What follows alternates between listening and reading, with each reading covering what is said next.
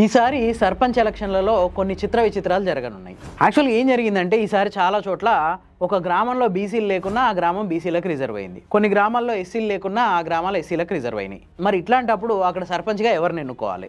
ఈ డౌట్ చాలా మందిలో ఉంటుంది. దీనికి పంచాయతీరాజ్ చట్టంలో ఒక పరిష్కారం ఉంది. ఉదాహరణకి ఒక విలేజ్ గురించి చెప్పుకుందాం. మంచిర్యాల జిల్లా వేమనపల్లి మండలంలో రాజారాం అని ఒక విలేజ్ ఉంది. ఈ విలేజ్లో 6 వార్డులు ఉన్నాయి. ఈ 6 వార్డుల్లో 3 ఎస్సీలకు రిజర్వ్ అయినాయి. మొత్తం పంచాయతీ సర్పంచ్ కూడా ఎస్సీ రిజర్వ్డ్. కానీ ఆ విలేజ్లో ఒక్క ఎస్సీ ఓటర్ కూడా లేడు. మరి ఇప్పుడు ఏం చేయాలి? సో ఎస్సీలకు రిజర్వ్ అయిన 3 వార్డుల్లో ఎలక్షన్స్ జరగవు. అంతేకాకుండా ఓవరాల్గా సర్పంచ్ పదవికి కూడా ఎలక్షన్ జరగదు. మిగతా రిజర్వేషన్ లేని 3 వార్డుల్లో ఎలక్షన్లు జరుగుతాయి. ఆ 3 వార్డులకి 3 మెంబర్లు ఎంపిక అవుతారు.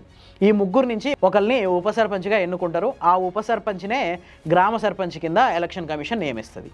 ఇది ప్రాసెస్. ఎక్కడైనా ఒక గ్రామంలో బీసీలు లేని చోట బీసీ రిజర్వేషన్ కనిపిస్తే అక్కడ బీసీ రిజర్వేషన్ హులక్కి అన్నట్టే లెక్క.